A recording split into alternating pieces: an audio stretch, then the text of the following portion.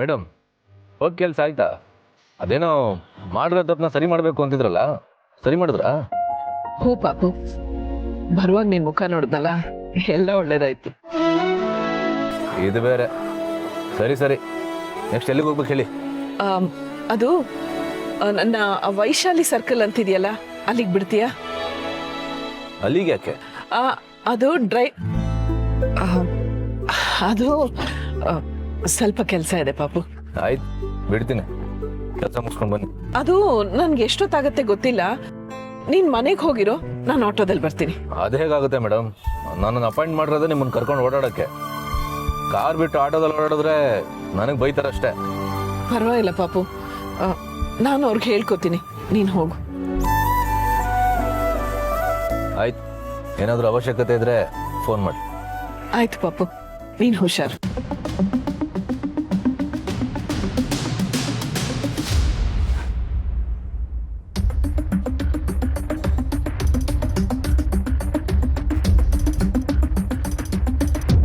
ನನ್ನ ಅವಾಯ್ಡ್ ಮಾಡಿ ಏನು ನಡೆಸ್ತಾ ಇದ್ದಾರೆ ಇವರು?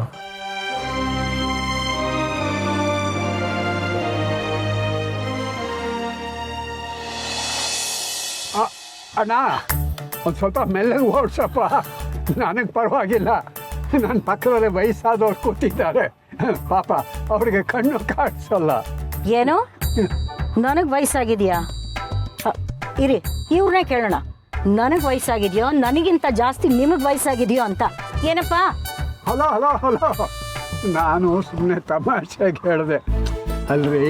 ಕಣ್ಣು ಆಪ್ರೇಷನ್ಗೆ ಅಂತ ಹೋಗ್ತಿರೋದಲ್ವಾ, ಅದಕ್ಕೊಂಚೂರು ಲವಲವಿಕೆ ಆಗಿರಲಿ ಅಂತ ಹೇಳಿದ್ದು ನಾನು. ನನ್ನ ಕಣ್ಣು ಸರಿ ಹೋಗುತ್ತಾ? ಖಂಡಿತ ಸರಿ ಹೋಗುತ್ತೆ, ನಾನು ಗ್ಯಾರಂಟಿ ಕೊಡ್ತೀನಿ. ಹಬ್ಬ, ನೀವಿಷ್ಟು ಹೇಳಿದ್ಮೇಲೆ ನಂಗೆ ಸ್ವಲ್ಪ ಸಮಾಧಾನ ಆಯಿತು. ಅದು ಸರಿ, ನೀವು ಯಾಕೆ ನನಗೋಸ್ಕರ ಇಷ್ಟೊಂದು ಶ್ರಮ ತಗೋತಿದ್ದೀರಾ? ನೆಗೆದು ಬಿತ್ತು. ಯಾಕೆ ಅಂತ? ಯಾಕೆ ಅಂದ್ರೆ ಅಲ್ರಿ, ನಾನು ನಿನ್ನ ಫ್ರೆಂಡ್ ಅಲ್ವಾ. ವಯಸ್ಸಾದ್ಮೇಲೆ ಒಂದಲ್ಲ ಒಂದು ಕಷ್ಟಗಳು ಬರ್ತಾ ಇರುತ್ತೆ. ಒಂದೇ ವಯಸ್ಸಿನವರಾದ್ರೆ ನಾ ಅರ್ಥ ಮಾಡ್ಕೋತೀವಿ. ಅದಕ್ಕೆ ನಾ ಹೇಳಿದ್ದು ನಾನು ನಿಮ್ಮ ಫ್ರೆಂಡು ಅಂತ.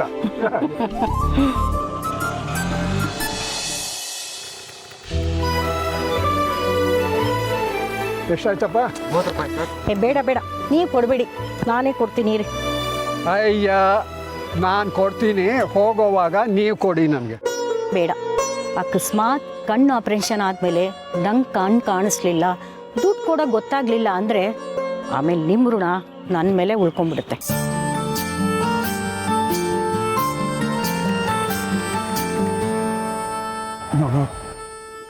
ನಿನಗೆ ಕಣ್ಣು ಕಾಣಿಸೋದಿಲ್ಲ ಅಂತ ಅನ್ಕೋಬೇಡ, ಎಲ್ಲ ಸರಿ ಹೋಗುತ್ತೆ.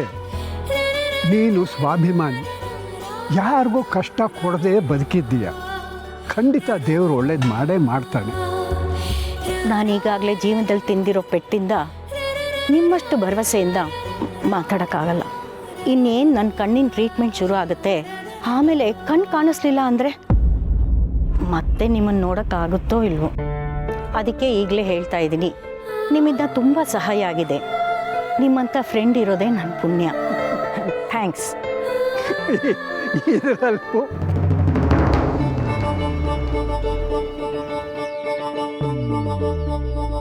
ಕಣ್ಣು ಆಪರೇಷನ್ ಮಾಡಿಸ್ತೀನಿ ಅಂತ ಕರ್ಕೊಂಬಂದಲ್ಲಪ್ಪ, ನನ್ನ ಕಣ್ಣೇ ಹೊಲ್ಟಾಯ್ತು. ಸುಮ್ಮನೆ ಬಿಡಲ್ಲ, ಆಸ್ಪತ್ರೆ ಮೇಲೆ ಕೆಲಸ ಹಾಕ್ತೀನಿ. ಅಯ್ಯೋ ದೇವ್ರೆ, ಹಾಗಾದರೆ ಇಲ್ಲಿ ಸರಿಯಾಗಿ ಟ್ರೀಟ್ಮೆಂಟೇ ಕೊಡಲ್ವಾ? ನನ್ನ ಹತ್ರ ಅಷ್ಟು ದುಡ್ಡಿಲ್ಲ ಅಂತ ಅಂದ್ಬಿಟ್ಟು ಪಾರ್ವತಿನ ಇಲ್ಲಿಗೆ ಕರ್ಕೊಂಡು ಬಂದು ತಪ್ಪು ಮಾಡಿಬಿಟ್ನಾ? ಇಷ್ಟೊತ್ತಿಗೆ ಆಪ್ರೇಷನ್ ಆಗಿಬಿಟ್ಟಿರುತ್ತಾ? ಇಲ್ಲ ಇಲ್ಲ, ಹಾಗಾಗೋಕೆ ಬಿಡಬಾರ್ದು. ಆಪ್ರೇಷನ್ ಬೇಡ ಅಂತ ಹೋಗಿ ಹೇಳಬೇಕು. ನೀವು ಡ್ರೈವಿಂಗ್ ಕಲಿಬೇಕಾ? ಹಾಂ ಹೌದು. ಇದಕ್ಕಿಂತ ಮುಂಚೆ ಯಾವಾಗಾದರೂ ಕಾರ್ ಓಡ್ಸೋಕ್ಕೆ ಟ್ರೈ ಮಾಡಿದ್ದೀರಾ? ಇಲ್ಲಪ್ಪ. ಓ, ಹಾಗಾದರೆ ನಿಮಗೆ ಬೇಸಿಕ್ಕಿಂದ ಹೇಳ್ಕೊಡ್ಬೇಕು. ಟ್ರಾಫಿಕ್ ರೂಲ್ಸ್ ನಿಮಗೆ ಗೊತ್ತಿದೆಯಾ? ಹಾಂ, ಸ್ವಲ್ಪ ಗೊತ್ತು. ಓಕೆ, ಈಗ ನೀವು ಸಿಗ್ನಲಲ್ಲಿ ಲೆಫ್ಟಿಗೆ ಹೋಗಬೇಕು ಅಂದ್ಕೊಳ್ಳಿ, ಏನು ಮಾಡ್ತೀರಾ? ಲೆಫ್ಟ್ಗೆ ಅಂದರೆ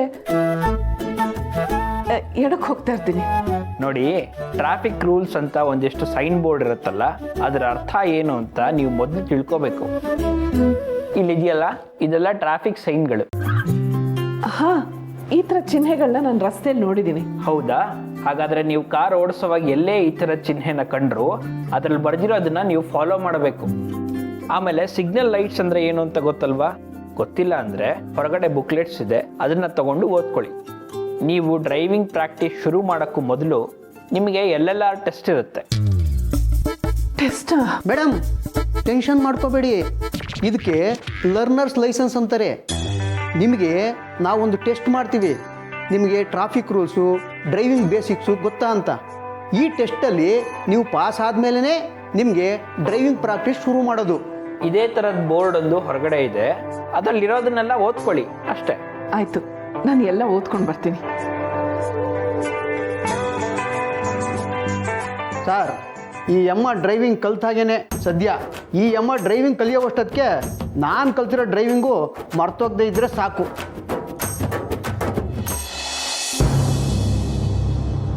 ಅಯ್ಯೋ ತಾತ, ಪೇಷಂಟ್ಗಳಿದ್ದಾರೆ, ನೀವು ಅಲ್ಲೇ ನಿಂತ್ಕೊಳ್ಳಿ, ಡಿಸ್ಟರ್ಬ್ ಆಗುತ್ತೆ. ನಾನು ಪೇಷಂಟ್ ಕಡೆಯವನೇ ಅಮ್ಮ. ಈಗ ತಾನೇ ಒಬ್ಬ ಅಜ್ಜಿ ಹೋದ್ರಲ್ಲ, ಕಣ್ಣು ಕಾಣ್ತಿಲ್ಲ ಅಂತಂದ್ರು. ಯಾಕೆ ಹಾಗಾಯ್ತು ಅವ್ರಿಗೆ? ಅಯ್ಯೋ ಸರ್, ಅವ್ರಿಗೆ ಡಯಾಬಿಟಿಸ್ ಇತ್ತು. ಟೆಸ್ಟ್ ಮಾಡಿಸಿ ಅಂದರೆ ಹಳೆ ರಿಪೋರ್ಟ್ ತೋರಿಸಿ ಎಲ್ಲ ನಾರ್ಮಲ್ ಇದೆ ಅಂತ ನಮ್ಮನ್ನ ಯಾಮಾರಿಸಿದ್ದಾರೆ. ನಮ್ಮ ಡಾಕ್ಟ್ರು ಅದನ್ನೇ ನಿಜ ಅಂದ್ಕೊಂಡು ಆಪ್ರೇಷನ್ ಮಾಡಿದ್ದಾರೆ. ಶುಗರ್ ಇರೋ ಪೇಷಂಟ್ಗೆ ಆಪ್ರೇಷನ್ ಮಾಡಿದರೆ ಕಣ್ಣಿಗೆ ಡ್ಯಾಮೇಜ್ ಆಗದಿರೋ ಇರುತ್ತಾ? ಅಯ್ಯೋ ದೇವ್ರೆ, ಪಾರ್ವತಿಗೂ ಶುಗರ್ ಟೆಸ್ಟ್ ಮಾಡಿಸಿಲ್ಲ. ಹಾಗಾದ್ರೆ ಅವ್ರ ಕಣ್ಣು? ದೇವ್ರೆ, ಹಾಗಾಗದೇ ಇರಲಿಪ್ಪ. ಇಲ್ಲೇ ಇರಿ, ಒಳಗೆ ಬರಬೇಡಿ.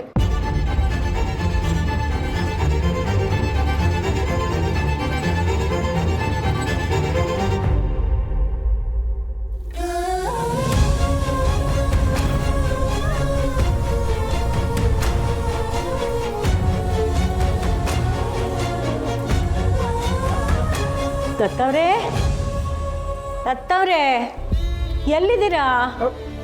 ಅಲ್ಲ ಅಲ್ಲ, ಇದೆ ನಿಮ್ಮ ಕಣ್ಣು ಕಾಣಿಸ್ತಿಲ್ವಾ?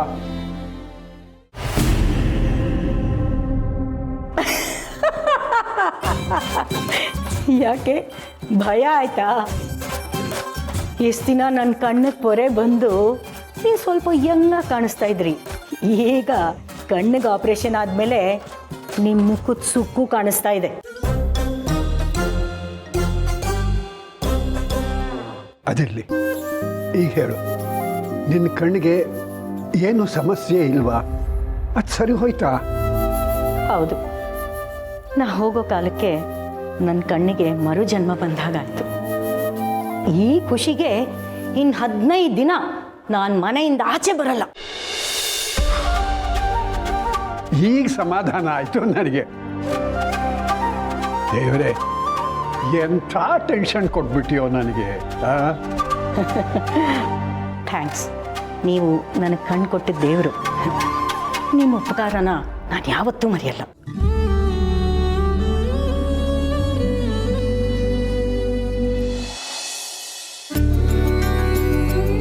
ಸಿರಿ, ನಿಮ್ಮತ್ತೆ ತುಂಬ ಅದೃಷ್ಟವಂತರಮ್ಮ ನಿನ್ನಂಥ ಸೊಸೆನ ಪಡೆಯೋದಕ್ಕೆ.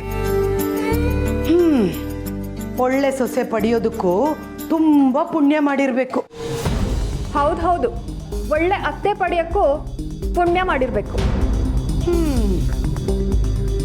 ಸಿರಿ, ನೀನು ಈ ಮನೆಯನ್ನೆಲ್ಲ ಎಷ್ಟು ಚೆನ್ನಾಗಿ ನಿಭಾಯಿಸ್ತೀಯಮ್ಮ. ನೀನು ತೇಟು ತುಳಸಿಯವ್ರ ಥರನೇ ಅನಿಸುತ್ತೆ.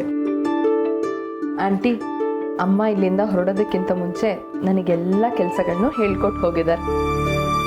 ಅವ್ರ ಜೊತೆ ನೀನು ಅಷ್ಟೇ ದಿನ ಇದ್ರೂ ಎಲ್ಲ ಕೆಲಸನೂ ಅಚ್ಚುಕಟ್ಟಾಗಿ ಕಲ್ತಿದೀಯ. ಅದೇ ಕೆಲವರು ಹುಟ್ಟಿದಾಗ್ಲಿಂದ ಜೊತೆಯಲ್ಲೇ ಇರ್ತಾರೆ, ಆದರೆ ಏನೂ ಕಲಿಯೋದಿಲ್ಲ.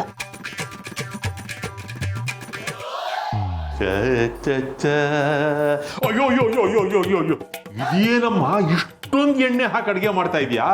ಇಷ್ಟೊಂದು ಎಣ್ಣೆ ತಿಂದ್ರೆ ಆರೋಗ್ಯಕ್ಕೆ ಏನಾಗಬೇಕು? ಎಣ್ಣೆ ಆರೋಗ್ಯಕ್ಕೆ ಒಳ್ಳೇದಲ್ಲ. ಇಷ್ಟು ಎಣ್ಣೆ ನಮ್ಮ ಮನೇಲಿ 15 ದಿನಕ್ಕೆ ಬಂದಿರೋದು.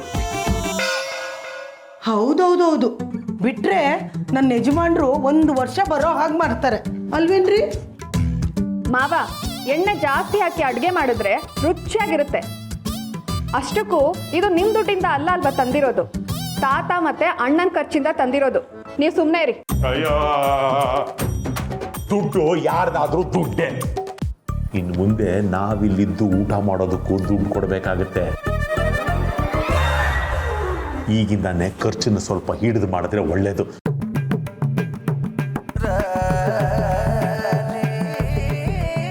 ನೀನೇನೆ ಇಷ್ಟೊಂದು ತರಕಾರಿ ಹೆಚ್ಚುತ್ತಾ ಇದೀಯಾ?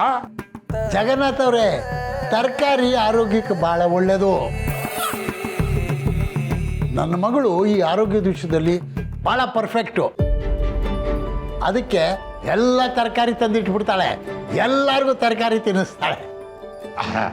ನಾನು ನಿಮ್ಮನ್ನ ಒಂದು ಮಾತು ಕೇಳಬೇಕು ಅಂತ. ನೀವು ನಿಮ್ಮ ಮನೆ ಬಿಟ್ಟು ಇಲ್ಲಿ ಬಂದಿದ್ದೀರಿ.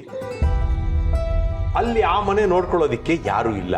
ಅಲ್ಲಿ ಯಾರು ಇಲ್ಲದೆ ಇದ್ರೆ ಏನು ಸಮಸ್ಯೆ ಆಗೋದಿಲ್ವೇ? ಇಲ್ಲ, ಏನು ತೊಂದರೆ ಆಗಲ್ಲ. ನಮ್ಮ ತಂದೆ ನನ್ನ ಜೊತೆನೇ ಇರಬೇಕು ಅಂತ ನಾವೇ ಇಲ್ಲೇ ಇರಿಸ್ಕೊಂಡಿದ್ದೀವಿ.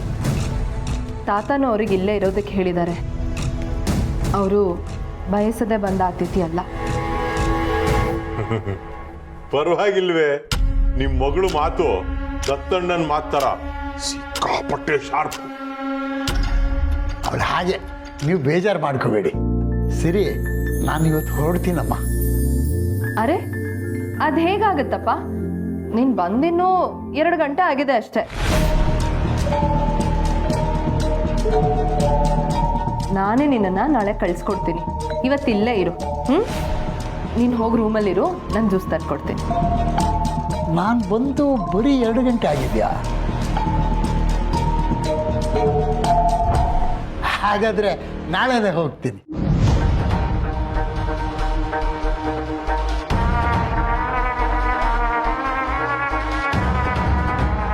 ಅಲ್ಲ ಸಿರಿ, ಯಾಕೆ ಹಾಗೆ ಹೇಳಿದೆ? ನಿಮ್ಮಪ್ಪ ಬಂದು ಆಗಲೇ 3 ದಿನ ಆಯ್ತಲ್ವಾ? ನಮ್ಮಪ್ಪಂಗೆ ಮರವಿನ ಕಾಯಿಲೆ ಇದೆ.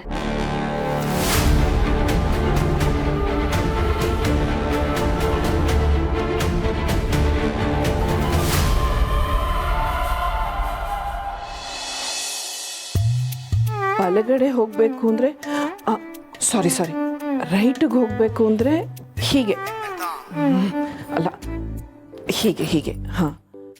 ಆಮೇಲೆ ಎಡಗಡೆ ಲೆಫ್ಟ್ಗೆ ಹೋಗಬೇಕು ಅಂದರೆ ಏನಪ್ಪ ಅದು? ಹಾಂ, ಲೆಫ್ಟ್ಗೆ ಹೋಗಬೇಕು ಅಂದರೆ ಹೀಗೆ. ಹಾಂ, ಆಮೇಲೆ ನೆಕ್ಸ್ಟು ಹಾಂ, red light stop, red light stop. ಆಮೇಲೇನು? ಹಾಂ, ಗ್ರೀನ್ ಲೈಟ್ ಸ್ಟಾರ್ಟ್. ಹಾಂ, ಏನು ಗ್ರೀನ್ ಲೈಟ್ ಏನೋ ಹೇಳ್ತಾ ಇದ್ದೀರಲ್ಲ? ಏನಿಲ್ಲ ಮಾಧವರೇ, ನಾನು ಅಷ್ಟೆಲ್ಲ ಬೇಡ ಅಂದ್ರು ನೀವು ಯಾಕೆ ಆಶ್ರಮಕ್ಕೆ ಹೋಗಿದ್ರಿ ತುಳಸಿ ಅವರೇ? ಅದು ನನ್ನಿಂದ ಸಮಸ್ಯೆ ಆಗಿತ್ತಲ್ವಾ? ಏನೇ ಆದರೂ ನೀವು ಇನ್ಮೇಲೆ ಆ ಆಶ್ರಮಕ್ಕೆ ಹಾಗೆಲ್ಲ ಹೋಗೋ ಆಗಿಲ್ಲ. ಕ್ಷಮಿಸಿ. ಮಾಧವರೇ, ನಿಮಗೆ ಗೊತ್ತಾ, ಆ ಆಶ್ರಮದಲ್ಲಿ ಪೂರ್ಣಿ ಫೋಟೋ ಇತ್ತು. ನಮ್ಮ ಪೂರ್ಣಿ ಆ ಆಶ್ರಮದಲ್ಲೇ ಬೆಳೆದಿದ್ದಂತೆ.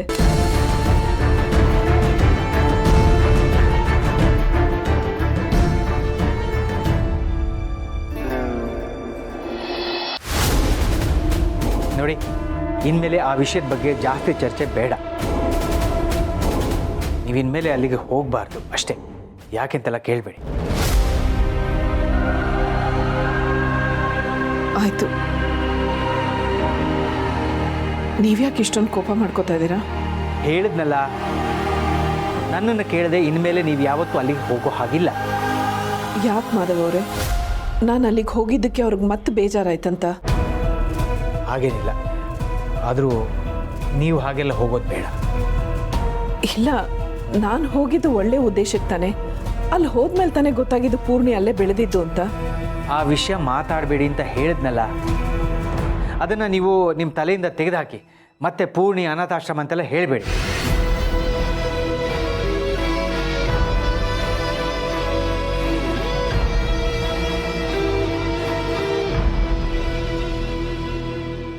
ರೀಸೆಂಟಾಗಿ ಕಳೆದು ಹೋಗ್ಬಿಟ್ಟಿದ್ರು. ನಾನೇ ಅವ್ರನ್ನ ಇಲ್ಲಿ ಕರ್ಕೊಂಬಂದು ಇರಿಸ್ಕೊಂಡಿದ್ದೀನಿ. ತಾತನೂ ಅಷ್ಟೇ ಅವ್ರಿಗೆ ಇಲ್ಲೇ ಇರೋದಕ್ಕೆ ಹೇಳಿದ್ದಾರೆ.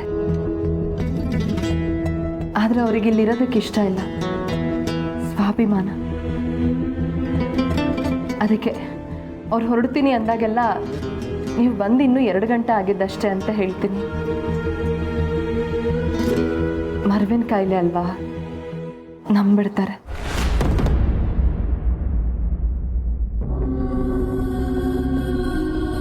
ಓಹೋ, ಈಗ ವಿಷಯ. ಇದಕ್ಕೆ ಏನಾದರೂ ಮಾಡಲೇಬೇಕು. ಈ ಮನೆಯಲ್ಲಿ ಮೊದಲೇ ನಾವು ದಂಡು ಪಿಂಡಗಳು ಸೇರ್ಕೊಂಡಿದ್ದೀವಿ, ಈಗ ಇದೊಂದು ಎಕ್ಸ್ಟ್ರಾ ಸೇರ್ಕೊಳ್ತು. ನನ್ನ ಮುಂದೆನೆ 4 ಚಪಾತಿ ತಿಂದಿದ್ದಾನೆ. ಏನಾದರೂ ಪರಿಹಾರ ಹುಡುಕ್ಲೇಬೇಕಿದಕ್ಕೆ.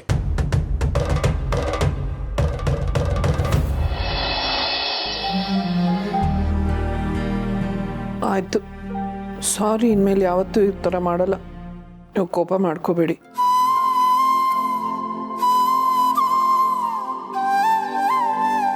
ನಾನು ಯಾಕೆ ನಿಮ್ಮ ಮೇಲೆ ಕೋಪ ಮಾಡ್ಕೊಳ್ಳಿ? ನೀವು ಯಾವ ಕೆಲಸನೂ ಕೆಟ್ಟ ಉದ್ದೇಶದಿಂದ ಮಾಡಿರಲ್ಲ ಅಂತ ನನಗೆ ಚೆನ್ನಾಗಿ ಗೊತ್ತು. ಪೂರ್ಣಿ ಆ ಅನಾಥಾಶ್ರಮದಿಂದ ಬಂದಿರೋದು ಅಂತ ಮನೇಲಿ ಯಾರಿಗೂ ಗೊತ್ತಿಲ್ಲ. ನೀವೆಲ್ಲಿ ಯಾರಿಗಾದ್ರೂ ಹೇಳಿಬಿಟ್ರೆ ಅನ್ನೋ ಭಯ ಆಯಿತು. ಅದಕ್ಕೆ ಸ್ವಲ್ಪ ಜೋರಾಗಿ ಮಾತಾಡ್ಬಿಟ್ಟೆ. ನಾನು ಯಾರಿಗೂ ಹೇಳಲ್ಲ, ಪ್ರಾಮಿಸ್. ನನಗೆ ನಂಬಿಕೆ ಇದೆ. ಪ್ರಾಮಿಸ್. ಇಂಗ್ಲಿಷ್. ಆದರೂ ನೀವು ನನ್ನ ಮೇಲೆ ರೇಗಿದ್ದನ್ನ ಇದೇ ಮೊದಲನೇ ಸಲ ನೋಡಿದ್ದು. ಸಾರಿ. ಬೆಸ್ಟ್ ಫ್ರೆಂಡ್ ಮಧ್ಯ ನೋ ಥ್ಯಾಂಕ್ಸ್, ನೋ ಸಾರಿ. ನನಗೆ ಈಗ ಸಮಾಧಾನ ಆಯಿತು. ನನಗೆಲ್ಲಿ ನೀವು ಕೋಪ ಮಾಡಿಕೊಂಡು ನನ್ನ ಜೊತೆ ಮಾತಾಡದೆ 4 ದಿನ ಮುನಿಸ್ಕೊಂಡು ಇದ್ಬಿಡ್ತೀರೇನೋ ಅಂದ್ಕೊಂಡಿದ್ದೆ. ಓಹೋ, ಕೋಪ ಬಂದರೆ ಹೀಗೆಲ್ಲ ಮಾಡಬೇಕಾಗತ್ತಾ? ನಂಗೆ ಗೊತ್ತೇ ಇರಲಿಲ್ಲ. ಅಯ್ಯಯ್ಯೋ, ಹಾಗಾದರೆ ನಾನೇ ನಿಮಗೆಲ್ಲ ಹೇಳ್ಕೊಟ್ಬಿಟ್ನಾ? ಈ ಸಲ ಊಫಿ, ಮುಂದಿನ ಸಲ ಹೀಗೆಲ್ಲ ಮಾಡಿದ್ರೆ 4 ದಿನ ಮಾತು ಬಿಟ್ಬಿಡ್ತೀನಿ, ಸರಿನಾ? ಚೆ ಹಾಗೆಲ್ಲ ಮಾಡಿದ್ರೆ ಅಷ್ಟೇ ನನ್ನ ಕತೆ. ಏನು ಕತೆ? ನಾನು ಖುಷಿಯಿಂದ ಮಾತಾಡೋದೇ 2 ಜೊತೆ. ಒಬ್ಬರು ನೀವು, ಇನ್ನೊಬ್ಳು ಪೂರ್ಣಿ. ಅವಳದೇ ಲೈಫಲ್ಲಿ ಬ್ಯುಸಿ ಇದ್ದಾಳೆ. ಇನ್ನು ನೀವು ನನ್ನ ಜೊತೆ ಮಾತಾಡಲಿಲ್ಲ ಅಂದರೆ ನಾನು ಯಾರ ಜೊತೆ ಮಾತಾಡ್ಬೇಕು ಹೇಳಿ? ತಮಾಷೆ ಮಾಡಿದೆ. ನೀವು ಕಾರಣ ಇಲ್ಲದೆ ನನ್ನ ಮೇಲೆ ರೇಗೋದಿಲ್ಲ ಅಂತ ನನಗೆ ಗೊತ್ತು. ಆ ವಿಷಯ ಬಿಡಿ, ನಾನು ಮರ್ತೆ. ಇದಕ್ಕೇನೆ ನೀವು ನನಗೆ ಇಷ್ಟ ಆಗೋದು. ಅಂದರೆ ಫ್ರೆಂಡಾಗಿ ಇದಕ್ಕೆ ನೀವು ನನಗೆ ಇಷ್ಟ ಆಗೋದು. ಇಷ್ಟು ಬೇಗ ಎಲ್ಲ ಮರೆತು ಖುಷಿಯಾಗಿರ್ತೀರಾ ಅಂತ. ಹೌದು, ಆಗಲೇ ನಾನು ಬಂದಾಗ ನೀವೇನೋ ಮಾತಾಡ್ತಾ ಇದ್ರಲ್ಲ, ಅದೇನೋ ಟ್ರಾಫಿಕ್ ಬಗ್ಗೆ ಏನೋ ಹೇಳ್ತಾ ಇದ್ರಲ್ಲ, ಏನದು? ಅದು ಏನಿಲ್ಲ, ಸ್ವಲ್ಪ ಕೆಲಸ ಇದೆ, ಹೊರಡ್ತೀನಿ.